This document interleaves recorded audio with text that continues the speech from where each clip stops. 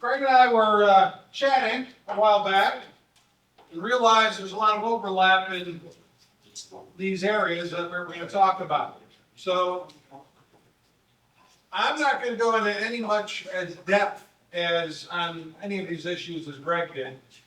And I'm going to show you a heck of a lot more of them, because there are a heck of a lot more of them. Also at the end, I'm going to talk to you about a little, what am I doing? I'm standing in the way. Yeah. Okay. There you go. I was wondering why it's kind of warm. It's a movie thing, you know. Theories like this back there, I'm like, I don't know what that means. Aloha.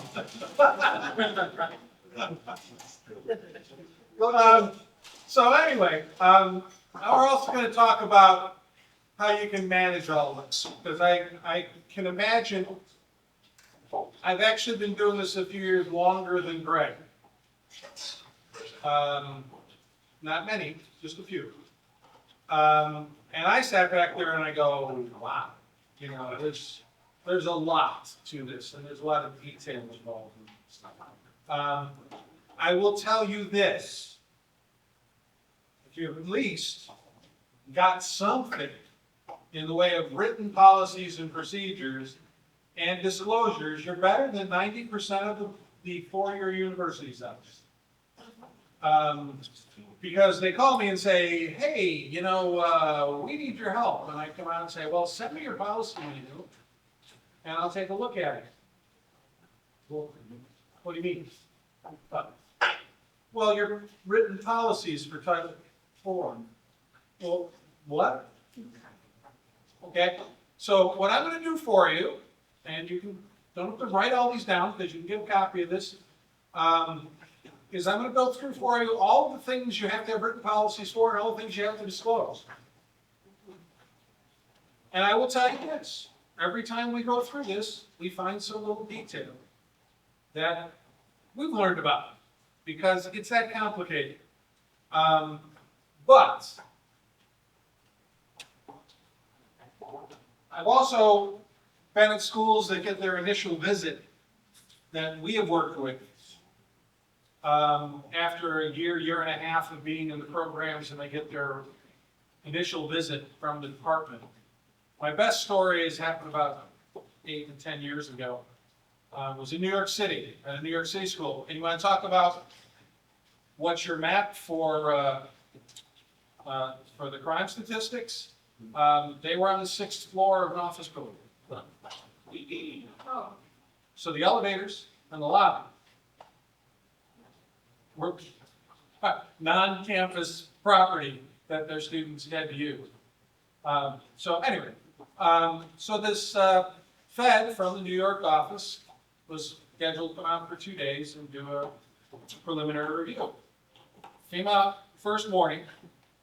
We handed her the binder with the printed policy and procedure manual, which my team wrote in conjunction with the school. She read it for like an hour. And she kept going back to the financial aid director, who was just a young lady who wasn't terribly experienced in financial aid, but had been doing it for about a year. She said, are you doing all this? She said, there, that's my Bible, that's what I use. That's what the woman left at noon and said, you guys are good. Left at noon. Now, I'm sure she didn't go back to the office for the next day and a half. But that was it for their initial review. So just having all of your ducks in a row and looking organized means a heck of a lot to an auditor. Because most four-year schools, when they ask them for their policies on a half a dozen things, they're scrambling to try to find an email that they got from somebody 6 years ago, which had the rules for that in it. Or that's in the catalog, isn't it? No, it isn't. Is it in the student handbook? Well, yeah, it's in both the catalog and the student handbook, but they're two completely different things. So just keeping this organized is the first step, right? Perfection, we can try to deal with later. Now, I think it's the same lady who's doing the presentation skills this time around. Because a couple of years ago, she did a presentation skills thing here. And I was sitting in the back still working on my presentation. She said, you got to establish rapport with the audience. Okay? You got to show them that you're a human being. So this is my dog. His name is Uzo, because my wife is Greek. And they both act like they're drunk sometimes. And so I'm establishing rapport to show you my humanity. Okay, we're going to focus on three things really. The written policies you need to have, and I'll talk briefly about each one. I'll answer your questions to the best I can. As you know, Mary Lynn is not coming today, so we've got a little extra time. And if you need filler, I've got a dozen things we can fill on. But I want to make sure you guys are comfortable with this. So we're going to talk about written policies, disclosures and consumer information, annual notifications. Documenting that you've done these disclosures through the admissions process, and reporting and deadlines. So, policies. I would say you probably got some. Probably never heard of some of these. You're going to go through this and go, really, Dave? I need a written policy for that? Yes, because in 1987, somebody decided you need a written policy for that, and no one has ever gone back to clean up that stuff. Ed doesn't really provide you a convenient list. They do much more so with the disclosures than they do with the policies. The policies you find here and there. And the first time I wrote a policy manual after I started this business in 2007, it actually took me a month of just reading through regulations and the handbook and everything, and cross-referencing from the handbook to the regulations to try to figure out all the things we needed. And over the ensuing years, which is 18 years now, we keep finding things that we didn't have before, and we keep adding them. Not so much anymore, but along the way. Some of these policies become disclosures. They're just policies you must disclose. Okay? So there's a crossover. I find problems everywhere I go. I will tell you this. The career school industry does a better job of all of these things than the four-year school industry. However, and I've worked with medical schools, I've worked with four-year universities, worked with colleges, community colleges. Nobody has everything you're supposed to have. But nobody comes down on them either. Okay, I spent the first part of my career at Bryan and Stratton, then Business Institute, up in upstate New York and across the Northeast. Eventually worked my way up to corporate director of financial aid in the 90s. I went through program reviews constantly between states and creditors and the feds. We had 8 different federal IDs, constantly seeing these people.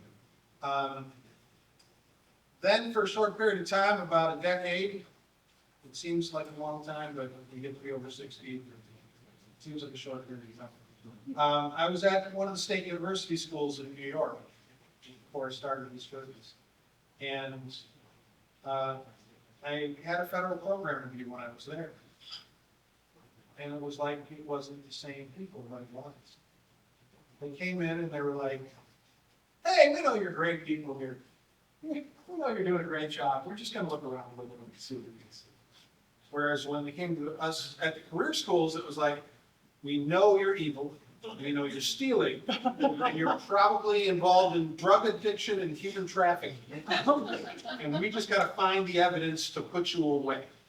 And that was the attitude. So it was so different to me that when I went there that I just couldn't understand it. But the things I see across the board are this. You write a policy, make sure everybody's read it. Make sure you're actually doing what it says. You have the chance to write, in many cases, anything you want. There's limits. You can't go way out here or way out there, but there's a large latitude in most of these policies where you can do something that works for your student body and your school and is perfectly acceptable. But then you got to actually follow it. If you say, after 14 calendar days, on the 15th calendar day, we're gonna, regardless of what anyone else says, we're gonna actually withdraw that person on that day, because to me, that's cleaner than trying to do something different for financial aid than for not financial. Okay? If you say you're gonna do that, then actually do it. And make sure everyone involved knows that that's the policy. The other thing is, I mentioned in passing earlier, multiple versions of the same policy. If you have a written policy and procedure statement, you have a disclosure on your website, you have something in your catalog, and if heaven forbid, do not have a student handbook and a catalog, put it out, whether it's in the student handbook that you don't want in your catalog, put it up on your website. Because we end up with multiple iterations of the same thing, and dutifully some dean or some registrar or somebody goes in and says, this hasn't been updated in a while, let me update it. And updates that one, and not the other two. And now I come in, or heaven forbid, an auditor comes in, and they start reading your policy and go, wait a minute, this is something completely different than this. And it wasn't because anybody was doing anything wrong, it was because, to the extent possible, we have technology now. So don't post things in 3 different places. Link from one place to, from all the other places to one place. Policies and procedures. Policies are hard and fast. Procedures are how we implement the policies and what we do internally. They don't need to be an SOP. They don't need to be a step-by-step. But they need to be enough so that if you have one person in financial aid and she takes ill, or she, heaven forbid, takes a better job outside of financial aid, because financial aid is pretty much not a great place to work. I can say that after 40 years. But now we've got at least something that the next person can look at and go, okay, this is what I'm supposed to do, this is how it's supposed to go, right? I don't want you to spend your time bullet pointing, you know, if it's Tuesday, I have to first sign on to the computer, you know, I don't think that's necessary. But I do think you need to have some procedures along with it. Let's talk about our list of, and remember, you don't have to write all these down, you can get a copy of this from Terry, and you get a copy of me talking about it. We need to define who your capable individual is. Do you know what that is? Regulation defines your financial aid director or financial aid person as a capable individual responsible for all of the Title IV programs and all of the other things that affect the Title IV programs, which makes them a little more involved than the president or the CEO. Because as we know, financial aid gets into everything. Okay? You need to find who that person is. I need to come from multi-campus systems. Okay, good. If you have 2 campuses and they're both under the same federal ID, you cannot have 2 financial aid directors. You have 1. It's a capable individual, not a capable committee. Okay? If you have multiple federal IDs, you would have 1 for each.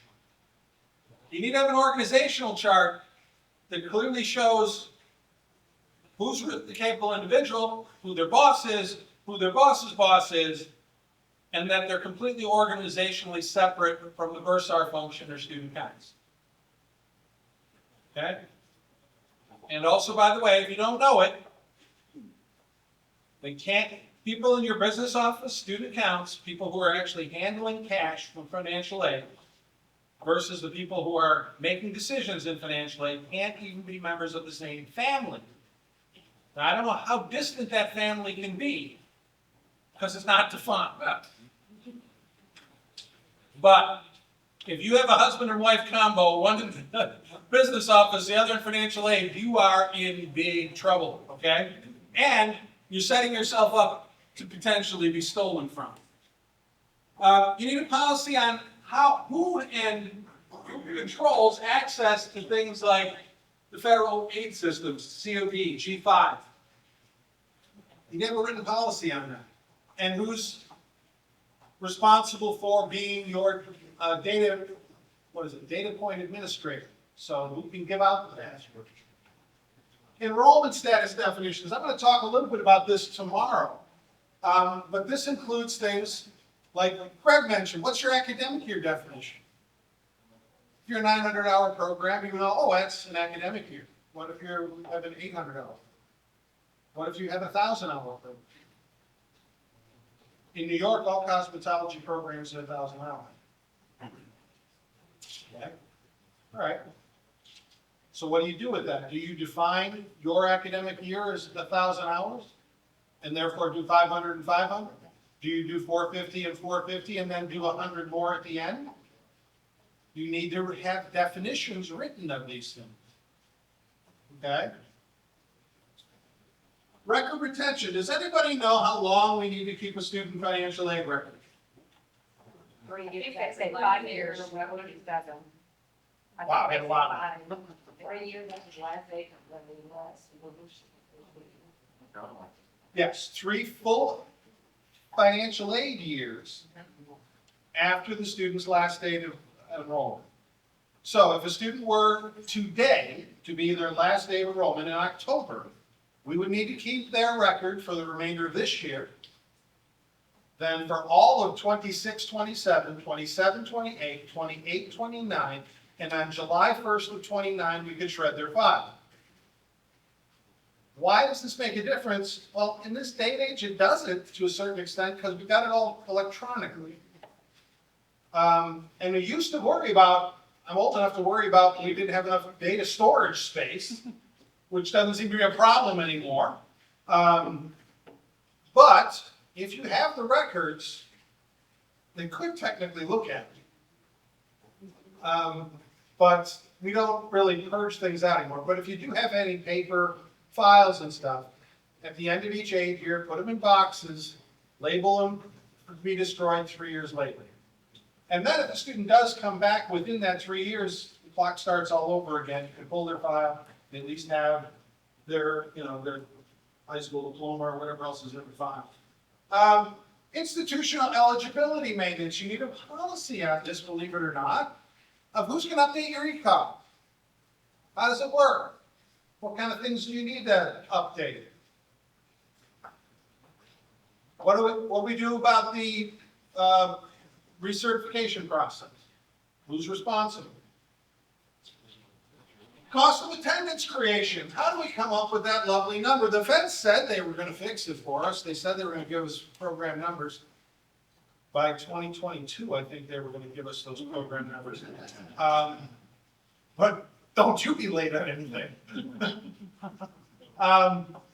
It still won't make it that simple, but it will make it a little easier if they ever get around to actually doing that.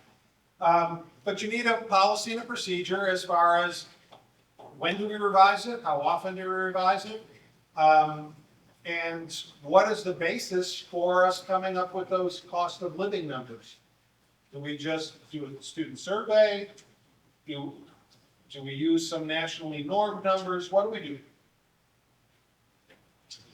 Academic progress for financial aid eligibility. I find that between the state rules, the accreditor rules,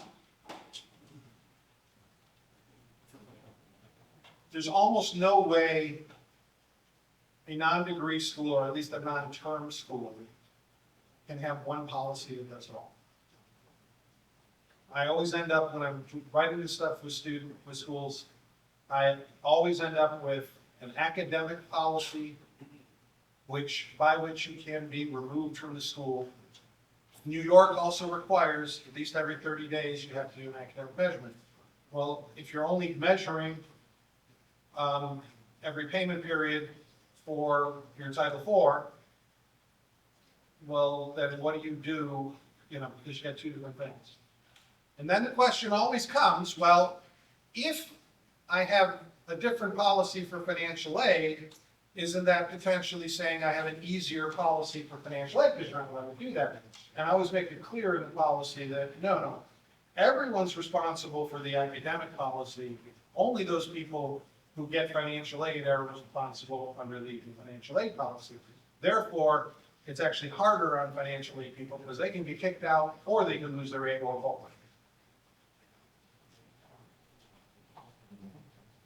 You need a written policy on verification. I know we're not doing as many pure verifications as we used to. It's all, this year seems to all be identity, proof of identity. I've been doing this since 1986. Okay, and in 1986, the biggest thing was, the buzzwords were fraud and abuse, fraud and abuse, fraud and abuse. That's come back about 4 times. But I've watched various administrations, sometimes even in the same administration, different secretaries of education, they all got their thing. They all got their thing. And, oh, I'm so interested in academic progress. All we had in 86, outside of giving people money and making sure we give them the right amount on a timely basis, the only thing we had in 86 was some really bad refund rules that were unworkable and academic progress. And that was it. You see where it's gone since then. But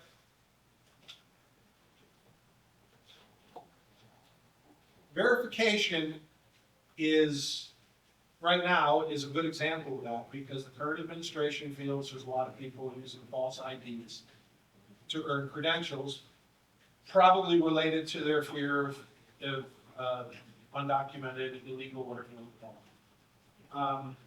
Conflicting information. I think you guys understand this better than most people. I was at a community college for the past year. Aaron and I have been working with a community college, and we had to explain to them the difference between verification and conflicting information is. Okay. Conflicting information, it means when we have 2 different pieces of information, one of which that 2 different answers to the same question, if you will, and that question somehow might impact financial aid eligibility. Not just the amount of financial aid, but as to whether that person was even eligible in the first place. So we get this in Texas a lot. I don't know how many of you are from Texas. We get, in Texas is, I believe, unique in the country in that if, I'm sorry, your name?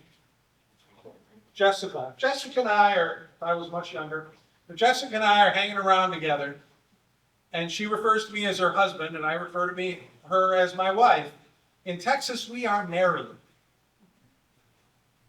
And she can sue me if I leave her. Yes.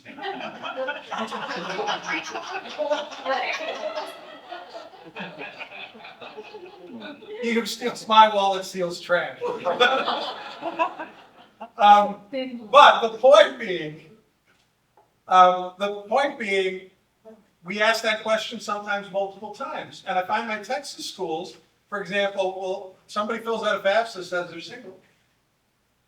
And then we ask them, well, who's your emergency contact? And they write down his name and write my wife. Now I have conflicting information. Are you married or not? Now I have to resolve that conflict, determine whether the information used to calculate their aid was correct. And if it's not, I need to correct it. If it's correct, I just need to document that we did the investigation and found out what it was. Now, sometimes those 2 bits of information can be found through verification. If we're doing a verification, we can find some sort of anomaly in there. But in general, we need to have a written policy about what we're looking for and how we're going to find that information. Okay? Packaging and awarding. We need a written policy on how we package an award. Greg touched on this. How do we calculate those awards? Okay?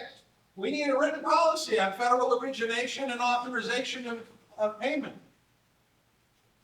Don't let your people get into the habit of saying, well, financial aid is going to run disbursements today. Financial aid doesn't do disbursement. Financial aid does authorizations of disbursement.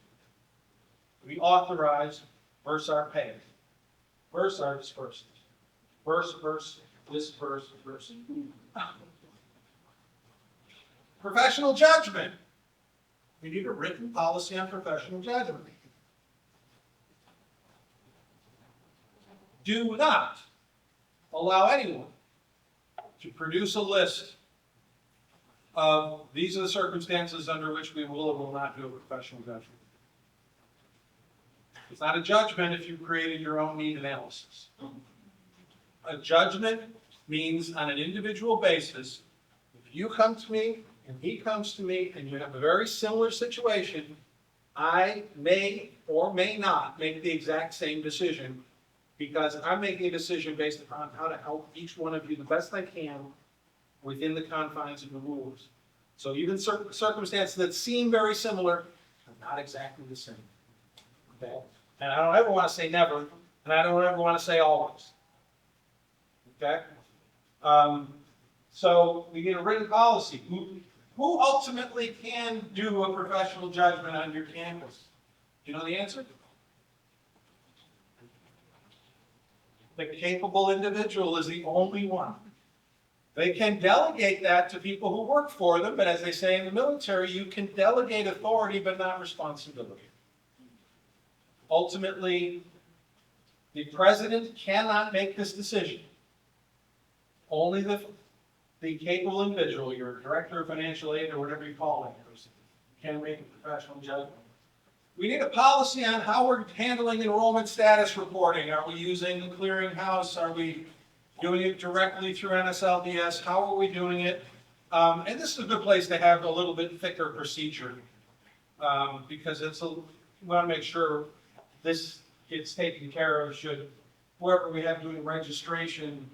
And I'm as vehement as Greg on this. Just because financial aid people know the rules doesn't mean everything in the building is our responsibility. This is enrollment status reporting. It doesn't say financial reporting. We're reporting enrollment status. Whoever's doing enrollment status should be doing this. Sorry, just my personal opinion. Title IV fraud referrals. Other than my schools, I've never seen a written policy on this, other than when we left. You need a written policy describing what you're going to do if there's an attempted fraud by a student or an employee or a third-party service. And specifically mentioned in there are false claims of citizenship. And these need to be referred to the Office of Inspector General and to the Department of Education if there's anybody left there. But these are the ones who go around think they're the FBI, they're carrying machine guns. But that's who you have to report it to. Now, whether they do anything about it or not is not our responsibility, but we need to have a policy. Who makes that final decision? And part of that policy is doing some investigative work to find out whether the person really understood they were committing fraud or whether they just were stupid. Can you reword that one more time, like how you said that originally? Title IV fraud referrals or something that's a legal document. How did you word that? Well, we need to have a written policy for it. And fraud is defined as a higher level than a student makes a mistake. You know, people make mistakes filling out their FAFSA. People don't understand the process. People think they're supposed to fill out this form and they're not. They think they're independent and they're not. There's a difference between not understanding a very complicated process and intentionally saying, yes, I'm a U.S. citizen. Yes, my name is Bob Smith when my name is Jim Jones and I'm not a U.S. citizen so that I can get financial aid. That person should understand that that is fraudulent, okay, that they are trying to illegally get funds. So the point is you need to document that. I don't want you willy-nilly sending off stuff to the Office of Inspector General. and I don't even want this final decision. I think the capable individual should be the one investigating this, but taking all the notes, writing everything down, gathering all the documents, but I think it should be somebody very high up, a vice president or the president CEO, who's making the final decision. Is this something we need to refer? And this is not optional. If you believe there's fraud, you need to refer it. And then we have when we write these policies, we have a thing in there, well, what if it's the financial aid director that we think is committing fraud? So then we've got to have a different procedure, right? Because they can't be the one investigating themselves. Electronic processes in federal reporting. This became a requirement for a written policy as electronics came of age. There's actually something in 668.16, there's the administrative capability rules, which I think are one of the most important things for people to understand. These are the rules that they consider. Literally, there's one in there that says you just don't look smart enough to be in financial aid. Okay? Greg's laughing because he's very familiar with that. I don't know. Have you ever seen him actually try to use that one? No, it's too hard to prove. But I know some people they could have easily applied it to.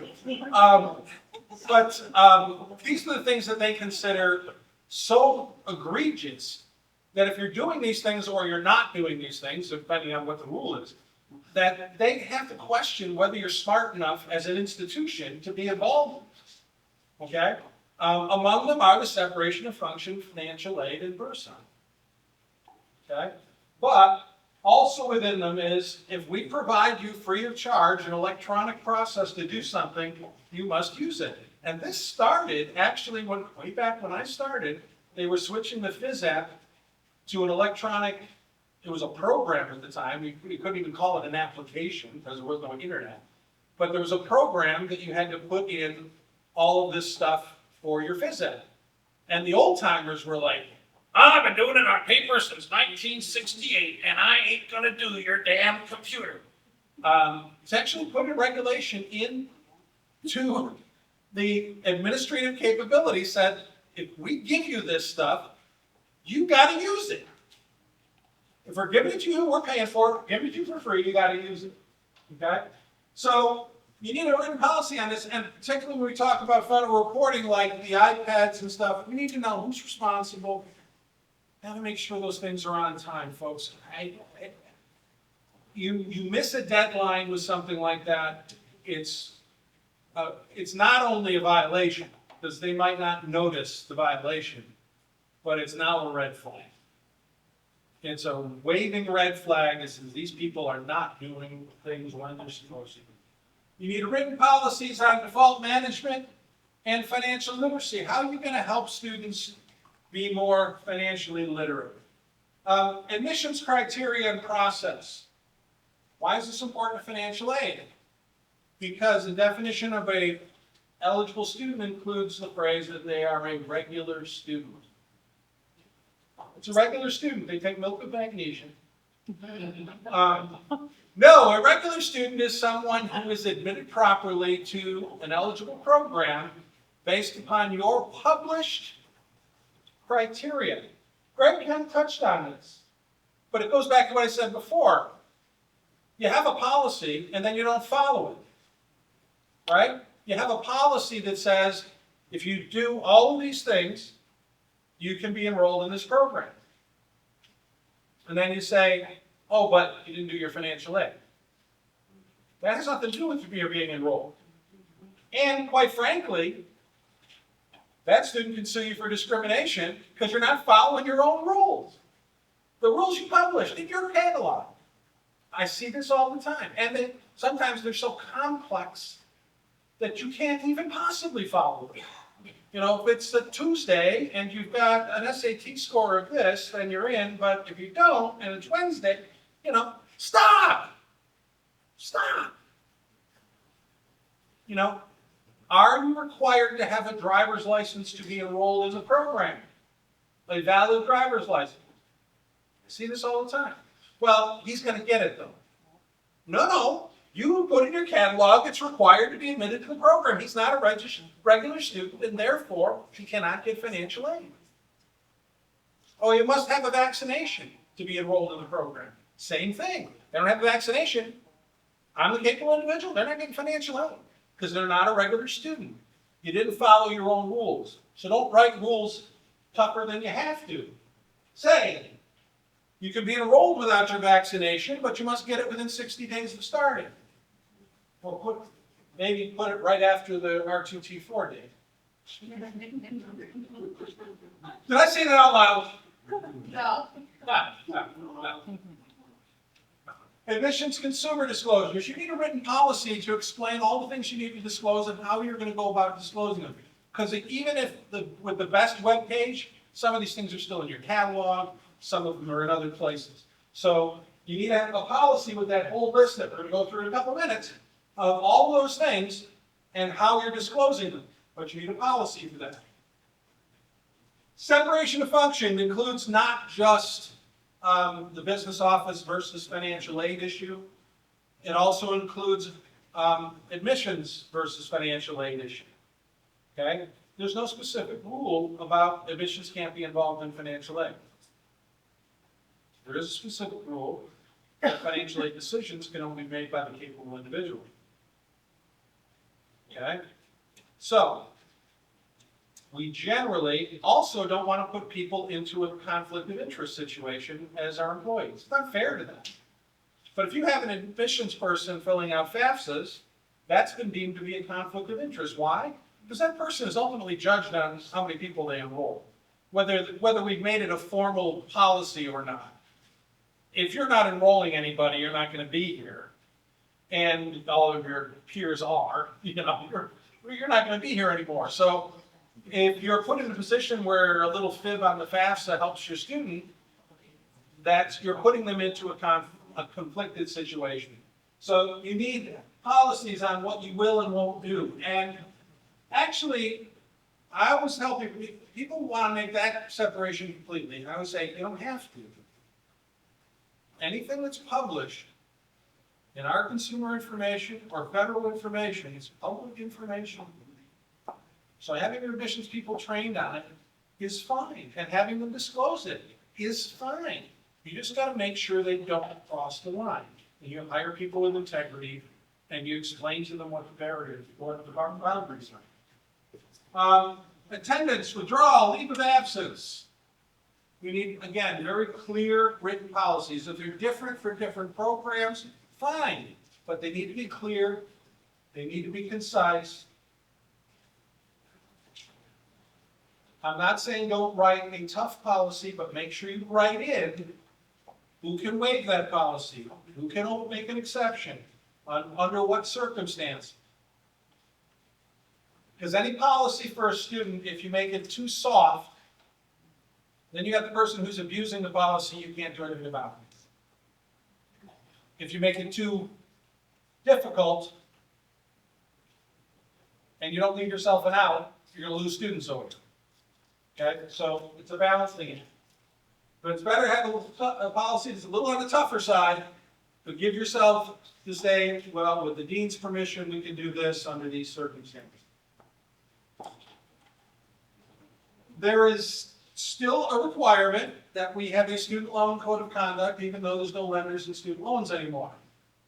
I got a nice text for this if you want it.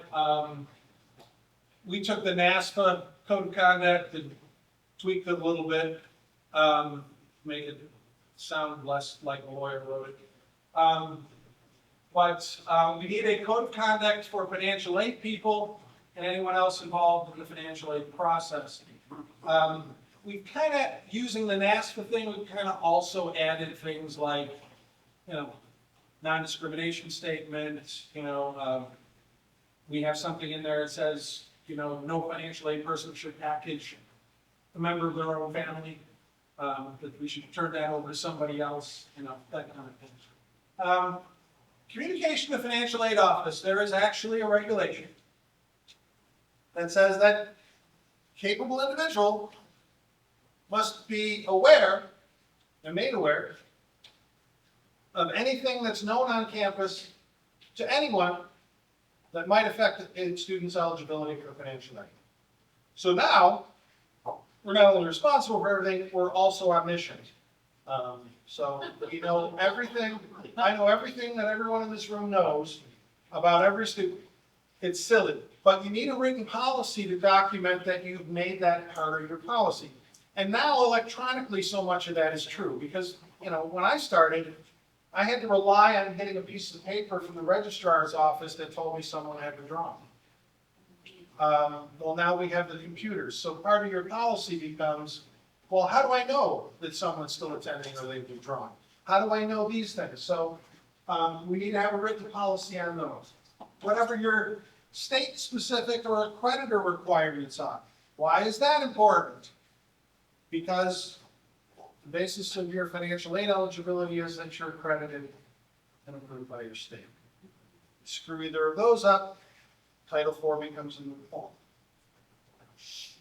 If you screw up your state one, then it really doesn't matter.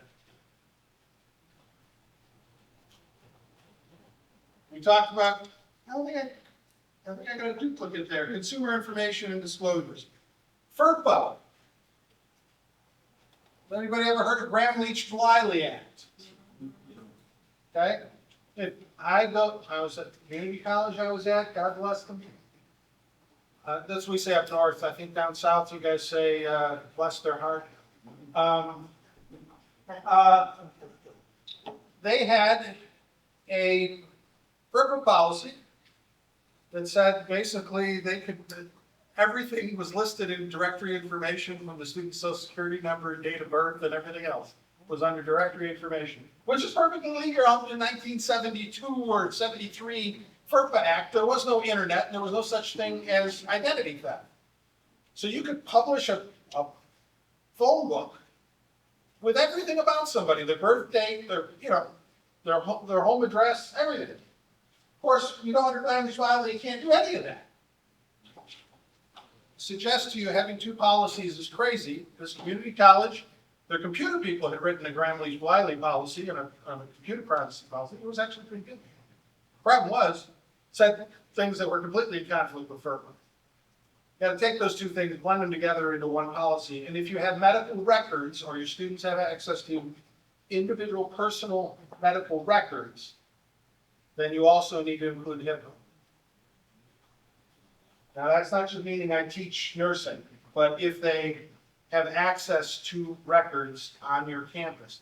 Now, if they go out on it, I usually put a HIPAA notice in there if they're going out to do an externship that, you know, when you're at the externship site, you will be subject to the HIPAA rules and you need to consult with your externship, employer. Campus security. If all you have is crime stats, you do not have a Clery Act policy. It includes violence against women stuff, your judicial procedures, definition of your campus, all of this stuff is in there. Your drug and alcohol policy, although it's also required separately, is in fact included as part of the Clery responsibilities as well. And usually when these are typed out on 8.5 by 11, ours are about 12 pages long. Okay? And we try not to get into ridiculous detail, and it's still 12 pages long. Okay? Refunds and return to Title IV. We talked extensively about the refund policies. Sometimes your state policy conflicts with your creditor policy. But you also need to have a kind of plain English, if you will, explanation of RTT4 and how it works. Title IV disbursements. What's your policy? How do you handle that? Who's responsible? How do I authorize payment to my friend the bursar over here? I made you a bursar. Good. So how do I inform, how does this David inform this David that these are 22 people and these are the dollar amounts that they need, that we're authorizing disbursement on, and that you can then draw down the money and disperse it to their accounts. How do I get that information? Do I send a spreadsheet? Is it through the computer? You need to have a written policy for that. Okay, federal cash management. At very least, it should include that we do not pre-draw funds. At very least, it should include that we do not return any excess funds that we can't get back to the student to any state escheatment program. In other words, we don't send it to the state attorney general, or we have to get it back to their student loan. Okay? So we need to have written policies for those things. Oh, but wait, There's more. there's more. No. That's pretty much your policy list. Now, when we talk about disclosures, we're talking about what the feds consider consumer information. This really became important when they were hanging over this borrower defensive repayment thing over our heads, saying we would have to pay these things back because these students claimed they were never told things, okay? So everything old comes back around, in fashion and in financial aid, So don't think that that's gone. And the regulation still exists in that misrepresentation used to mean intentionally telling a fib. Now it includes just not telling them the things that the feds require you to tell the student. Okay? I will tell you some of the things we see, some of the simpler ones. If in your advertising materials you use words like state of the art, you don't have a state of the art piece of equipment at all, because the day you bought it, 3 days later, you have something newer. Particularly when we're talking electronics. There are phrases you can use that don't mean anything. Okay? But don't use phrases that mean something. For example, one of our slogans is we're the nation's premier financial aid consulting company. It means nothing. It's a weasel word. But nobody can say I love it. It sounds fancy. It sounds good. Let's talk about these consumer information. Who's the audience? Everyone. Pretty much anybody who has an interest in the school. Prospective students we know about, but our continuing students as well.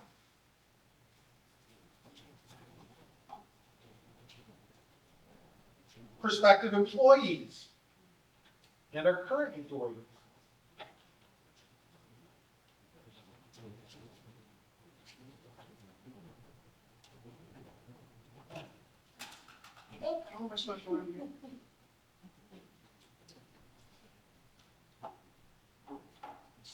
So how are we going to get this information to them?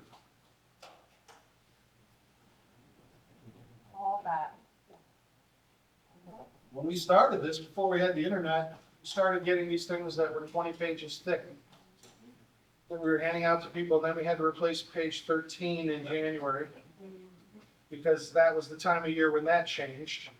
And then we had something else that changed a different time. Really what, and again, Greg had hit on this, you can't be in a private portal because that's not disclosed to other people or other than your current students. So public website and your catalog, and it's best to boil them down to those things. Don't have anything else. Just have a catalog and a website. And put everything you need to on the website that doesn't. Each state and accreditor usually has a list of what needs to be in the catalog. Other than that, I wouldn't put anything in the catalog. Because the catalog should be able to, in most schools, be a 2-year document. Because you're not changing your programs all the time. You can put an addendum in it if you got new faculty members and you lost some other faculty. Or you could have a directory of faculty online that's updated constantly when somebody gets hired or fired. Or leaves, sorry.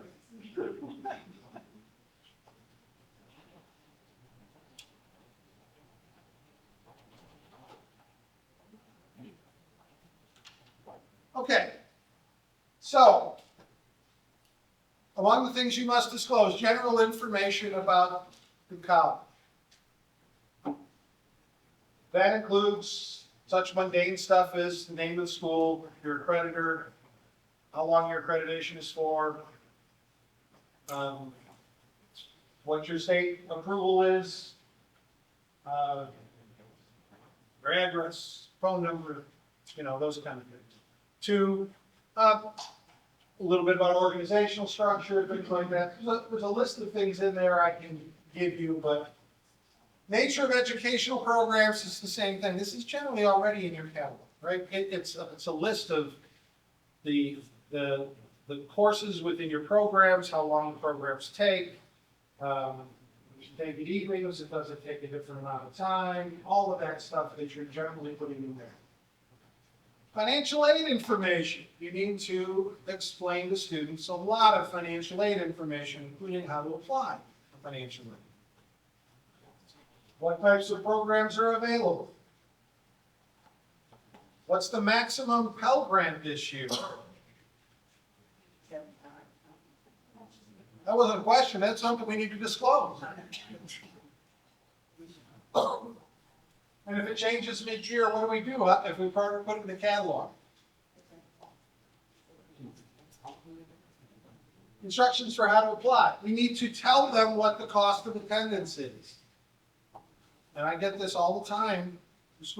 I don't want to put that on the website. Well, you got to put it in your catalog. Put it on the website, nobody will ever look at it. I usually put it on the same page with the net price calculator. Nobody ever goes there. If you put a hit counter on it, out of 1,000 potential students, maybe 1 or 2 would actually look at it. The only time they go to look at policies and procedures and disclosures is when they got themselves in trouble and they want to make sure they can defend themselves. We must disclose the loan counseling requirements, the entrance and exit interview requirements. We must disclose refund and R2T4 policies. This is where it's very convenient if you made the R2T4 policy something that's relatively easy to understand. It doesn't have to include the actual worksheet. It just has to explain that you get a prorated amount reduced. Financial literacy. How are we going to help people with students with their financial literacy? Traditional schools, they squeeze in a 1 credit course in financial management or something. We don't have that kind of time and energy, but we can produce a really nice web page that gives them a lot of resources, gives them a lot of links. Wrong letters. Student right to know. Greg touched on that. Those numbers are actually in your College Navigator site for your school. If you've done your iPads timely and correctly, it's in there. What we generally do, rather than worry about updating it, is we just link to that particular page on your College Navigator site, on their website. Same thing with Pell. How do we disclose what the maximum Pell Grant is? Talk about the Pell Grant. So for more information, click here and it takes you to the federal Pell Grant on the Department of Ed site. Because if the amount for the annual amount is wrong there, it's their problem, not mine. Copyright infringement policy. This specifically, just to show you, nobody ever cleans out old crap. They remember Napster. Okay, it was a big deal in around 2001, I think it was, maybe a little earlier. College students had figured out that they could take their CDs, load them to a site called Napster, and everyone else could download them and burn their own CDs. So that you didn't have to go and buy a CD. All you had to buy was a blank CD and pay 99 cents or whatever to Napster. Okay? So, it was called a sharing site. Well, the record industry is still trying to deal with that, even to this day, right? But they're trying to figure out, well, how do we stop this? So we get paid. So we can charge our $14.95 for the CD. And they went to Congress and said, Congress, you need to stop this. Well, how are we going to stop it? Well, tell the colleges they have to stop So there's actually a rule in there that we have to have electronic countermeasures to prevent Napster. But the bottom line is to prevent unauthorized sharing of copyright material. So you need to have a written policy on that and disclosure. Any written agreements we have with other institutions to provide shared instruction needs to be disclosed. This should probably be cataloged if you were doing it, probably pretty plainly, right? If you had an agreement where, you know, you taught, some other school taught the first, 400 hours and then you taught the rest, whatever it was, you would have a very clear agreement with that. You need to disclose that to your students. This does not include articulation agreements. So if you are a term-based school or doing business or nursing programs where you may have an articulation agreement that the community college will take your students at a certain point and then get them an associate degree or something like that, you can do that. There's no reason you can't. But as long as they're completing your program in your house, it is not a written agreement for this purpose. But you would want to disclose that anyway in your catalog because it's a selling. Yeah.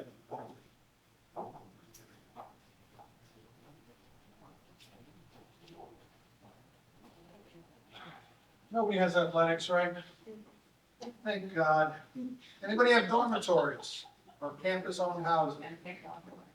And these are things that also require disclosure if you have those things. We talked about citizenship, voter registration, Constitution Day. We can handle a lot of this on the website just by disclosing what we do and who's responsible for it. Okay?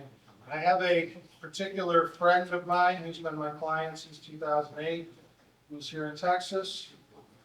And every year on Constitution Day, he invites one of his friends to come in and talk about the importance of the Second Amendment.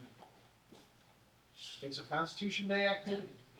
It doesn't say what you have to do. It says you got to do something to educate people about the Constitution. That's his thing. So that's what he does.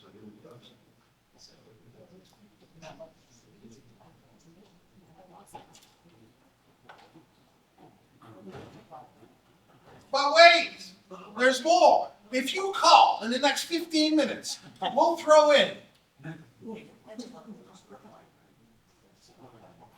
Okay. Other things we're responsible for. This one's a big one, Regulation Z. I don't know how many years ago it was now. The years all blend into each other. They made a federal definition of what an education loan is. Because they had said an education loan can't be discharged in bankruptcy until after 10 years or whatever. So they had to define what an education loan is. If you have a payment plan that you administer, and those payments are set up to extend beyond the end of your program, it's not a payment plan, it's an education loan. If you charge interest on a payment plan, even if it only does go to the end of the program, a payment plan is an education loan. And therefore, whenever you've taken out a loan, you know there's this long contract you have to sign, and there's all these hoops you have to jump through. You need to do all of those things. And I would suggest to you, if you have a payment plan that goes beyond the end of the school, that you hire a student loan company like TFC or somebody like that to do it for you. Because you will not be able to do it well yourself. A couple of other things. We've got to send out 1098Ts, the Taxpayer Relief Act. Drug-free schools and workplaces, land lease filings. Some of these are redundant. But all these things stem from somewhere else other than financial aid. It's what they have in common. Gramm-Leach-Bliley Act is not a financial aid rule, it's a Federal Trade Commission rule. It was designed for banks. The only reason we were involved in it at all was because we do student loans.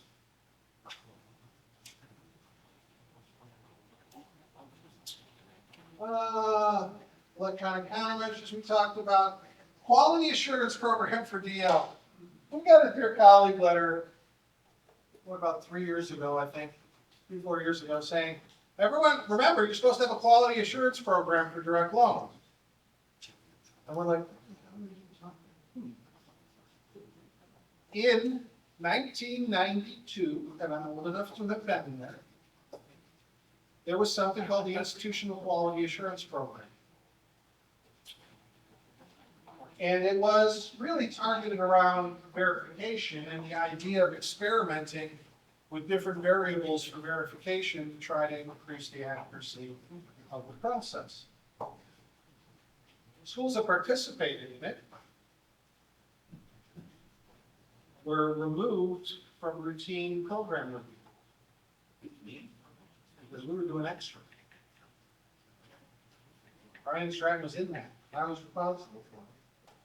Well, then when they started moving over, trying to convince schools to go to direct loans, they said, well, all you people go to direct loans, we'll put you in the quality assurance program, so you're exempt from program review.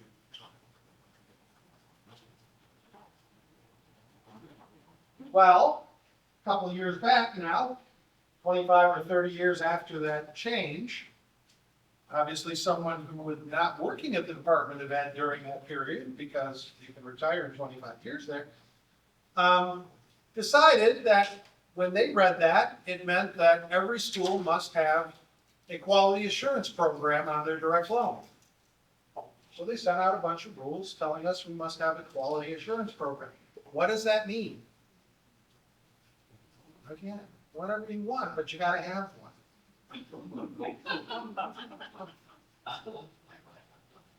Now, for my client schools, I write this to say that we've got a 3-step process, which includes the school doing periodic reviews, someone at the school doing periodic reviews, their auditors doing annual reviews, and us doing annual reviews, right?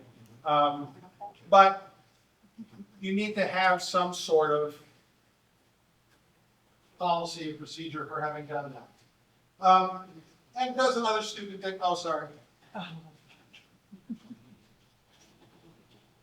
Reporting. I was just sitting typing this back there when Greg was talking, so I'm sure I've forgotten some things. But there's all of these things that you need to report on. I would say with the FISAP, the F in FISAP stands for fiction. Get the damn thing in. You have until December to fix it.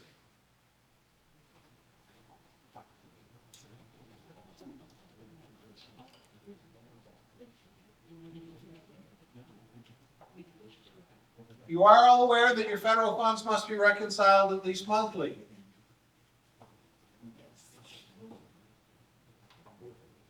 I recommend if you only do drawdowns once a week, and some weeks you don't do it at all, reconcile every time you do a drawdown, because if there's anything wrong, you can find it immediately. Because if you do not do it monthly, and you wait till the end of the year, now you've got to go through everything name by name to figure out where your mistake is. And there's only like 4 sets of dollar amounts. So other than that, they're all the same to the penny. So now I'm off by that amount, and I don't know who it is, so I got to go name by name. It's much easier to do it every drawdown when you're looking at 20 people and making sure it's perfect. Just document it. You're doing it anyway, probably. Just document it and call it a reconciliation. Now, don't worry.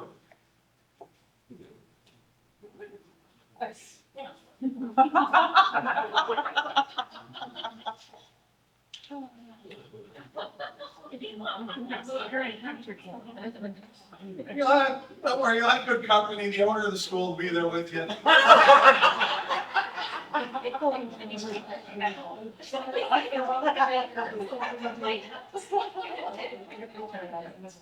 Truth is, through 40 years, I've seen this happen only once, and it wasn't before profit scheme. There was a very renowned financial aid director at the University of Rochester, which is a big name school up in the Northeast, who went to work for the former head of the New York State Higher Education Services Corporation. She had left that, and New York, it was the equivalent of Texas Guaranteed, it was a guarantee agency plus the state grant agency. She went to a small school, I believe it was in Georgia. She took him there with her, and they colluded to enroll that people. And made up records for their attendance and everything else. Got their financial aid and got caught. That was the only case where people actually, and they didn't really spend much time in jail. They were in house arrest with the ankle bracelet kind of thing. Not something I would suggest to you. But the reality of this is the penalties here are administrative. Used to be they tried to fine you out of business. You're a school owner, been in it a while. They used to be they would try to fine you out of business. They would try to give you such a huge fine that you couldn't afford it. Well, people figured out how to do it, or they fought it and they were able to survive, and it was messy. And they had the right to appeal. I actually was at one of those hearings when I was with Brian Stratton before the administrative law judge, and he looked at Yolanda Gallegos, who was our attorney, and he said, "Are these representatives of the school?" And she said, "Yeah, it's the CFO and the corporate director of financial aid." He says, "Oh, I'm not used to dealing with schools that are still in business." That made us give us a warm feeling. But the reality is they've gotten away from that because it's an administrative nightmare and burden for them. So what they do now is put you on HCM2, or if they can justify it, HCM1, which destroys your cash flow to the point where that you just can't survive unless you've got a huge bank account to personally bankroll 6 months of cash flow. So it's not a case of going to jail, it's more a case of, if they want to, they're gonna probably be able to put you out of business. And look, so I'm gonna give Terry, close your eyes. I'm gonna give my little commercial here for a product we've been working on now for 3 years and we're ready to roll out. At this moment, it will not work for degree granting schools, but I can work something out with you if you need to at a reasonable price. What we've done is we've created a system called FA Wizard.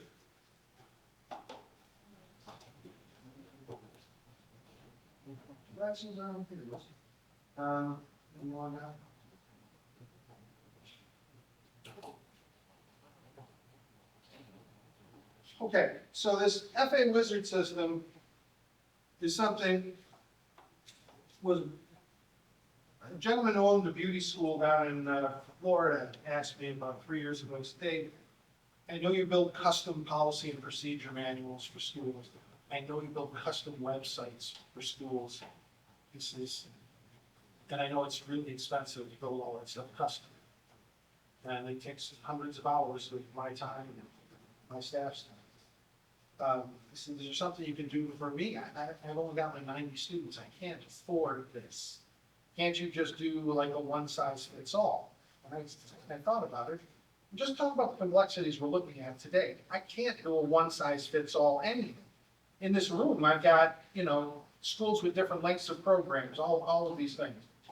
So what we did was we created a system that literally has hundreds of variables built into it. And when you fill out all those variables, it decides, well, what kind of school you got? Beauty school. You're a beauty school, and you're NACIS, and you're this. So you get this set of policies, or this set of text within the policies, and you're some sort of degree granting school, nursing?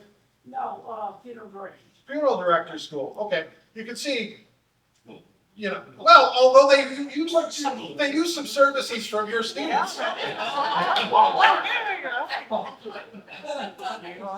So, but you can see the complexities and the program lengths and everything else. So there's really 3 levels of variables built into this, but we can fill in these variables for you in a couple of hours. We're in the final stages of a beta test with the school here in Texas. And what you see from the school side is this dashboard, and then your setups, so you can go in and fill in your various variables. Then you can pick your school logo and your colors. I did this one in dark blue because I was trying to be, I am not good with colors, put your own darn colors in. My wife will tell you, I will paint the room, I will not pick the color. That's her job. So anyway, it will create, and this is the table of contents for it, an entire policy and procedure manual for you. If you don't like our particular policies, in some cases, you can say things for like your academic progress policy. You can say, we'll just refer you to what page on the catalog it's in, okay, from the website. We'll disclose it on the website, we'll just send it to your catalog. If it's a pure financial aid industry like the SAP policy, you like yours, fine, you can put yours in, and we can link to it in your catalog, or you can use mine. And a lot of newer schools, I think, would make sense to do that because they don't know how to make one, right? So if you don't like a sentence, you can go in and change the sentence. You know, whatever you want. Hardest thing for the schools are going to be read it. Make sure everybody who needs to reads it as well. I would suggest to you that you print it out into a nice, pretty binder. With the table of contents on it, so when an auditor comes, including your accounting auditor, put it on a table. We've got all the policies. Your accounting auditor does not have that list that I was showing you before of all the disclosures and everything else, but that's the. So anyway, so what the policies look like is. Well, let's look at financial aid record retention. So this is the policy and procedure on financial aid record retention. If there's something of interest, we included attachments, which are all included. Things like if you have, on cost of attendance, we have a little worksheet there. So you can document how you came up with the numbers for your cost of attendance. Then you can scan that into whatever you scan it into, or just keep it in a drawer somewhere. Anybody asks how you came up with those numbers, you can look at them and say, well, I made them up. No, I have to document it. So, and the other thing is the website itself. So, and again, I picked the colors, so don't blame school. We're still not 100% live with them. We will be this week. But these are all the disclosures. And the one glitch we have that my computer guy is working on is we're getting a couple of times we're getting duplicates. So in this case, the school does have VA, so we have a certain transfer of credit policy for schools with VA, and we have a different transfer of credit policy, and they're both showing, which they shouldn't be, obviously only one should. We will get that fixed this week. But the idea here is the student goes here, they can find everything. You need two links on at the base of your web page. One says consumer information, the other says financial aid information, and everything is in there. And that includes general information about the school, tells you what page number everything is in the catalog. Obviously, these are variables that we need to fill in with you to make sure you have the right pages in your catalog. You need to have your catalog online. Okay? You do anyway. And if you don't want to, I'm wondering why you don't, but you need to have it online. Okay? But, with this system, your annual security report, your ASR is here, your drug and alcohol policy. And again, in any of those cases, we've written them, they're very extensive. I would recommend to you strongly that before you go live, if you purchase this, you read them and say, is this better than mine? Because if it is better than mine, maybe I should use it or just tweak it a little bit if I don't like it.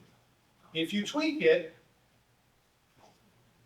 in the policy or on the web page, and then something changes, or I update it, or come up with something else, you'll get an email that says, you tweaked it, therefore yours didn't update.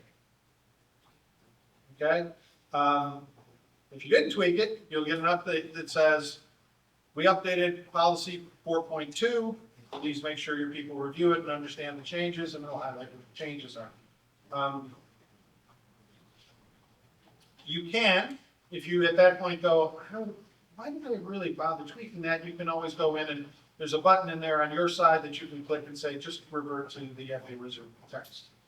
And if you want to put your change back in at that point, you'll go ahead and do it, okay? Because it'll dump over our text. So you want to have to type it in yourself. Or you can if you want. So that's the two things you need. You've got your consumer information, you've got all of your written policies, and I have an example I'll bring down tomorrow of what the policy manual looks like and what the site map is for the websites. Third part of this, I have to be completely honest, it's not working perfectly just yet. But it will be within a very short period of time, which is reminder calendar. The reminder calendar. It'll send you an email to the person who's responsible and the person who's their boss with reminders, up to 5 reminders, depending on how important this is and how far back you want to go. And you can go in and change it yourself. But the idea is that if it's the financial aid person answering to the president and the financial aid person is responsible for doing a certain report or whatever, we send an email to both of them saying, okay, this is due in 30 days. Okay? An enhancement that will come shortly thereafter will be the ability for the financial aid director to say it's done. And then the president will get an email saying it's done, and you won't be bothered anymore by a 15-day reminder. So that's all coming. But for the moment, that's computer people. I love it. Yeah, because you gotta continue to be nice to them because otherwise they'll get even slower. And I'm just not good at patience. But, so anyway, if you're interested in that, you can talk to me about it this evening or tomorrow or whatever. Our price on it is an introductory price. It's $100 for the setup fee, which we're planning to charge $500. And it's $295 a month guaranteed for 3 years. We're planning to go to $395 a month once we're looking. But even if you only use parts of it, I think it would be valuable to you because you heard what Greg was going through, what I've been going through. I can't imagine sitting in your shoes and trying to figure this out. Like I said, the first time it took me a month of research with over 20 years experience in financial aid to figure out just what needed to be in the policy manual. I didn't get it. So that's the idea of this product. So I will just vouch as the auditor, we should have something like this. We are gonna be looking for it. This is a great idea. well, and it's affordable even for a small school. That's the thing. We're not, we wanted to make it affordable for everybody. As far as a degree granting school, if you're interested in something like this, we could probably, for not much more in the setup area, spend some time with you and just customize everything that is different because of the degree. Because a lot of stuff's the same, like your record retention policies would be different, right? So a lot, your cash management stuff isn't going to be different. But a lot of the stuff related to the academics and things are different. So, yeah. So as things change, like, Ed's got a round of rulemaking going on, we'll touch on GE and then we increase to GE disclosure, go work down. Yeah, that's the beauty of it is currently what happens is I've got a dozen schools and then it changes. I got to go in manually and fix a dozen schools and talk to them about it and everything else. The beauty of this is for me, I can go in and change it for 100 schools or 50 schools or whatever's in it, right? And I change it and then the system will fire out an email saying we changed this. This is what we changed. make sure everybody reads it. And if you've already customized that, it won't change yours, but it will tell you that we changed ours. So go look at it and make sure, decide what you want to do. And it will allow you to overload the new text and then edit it again.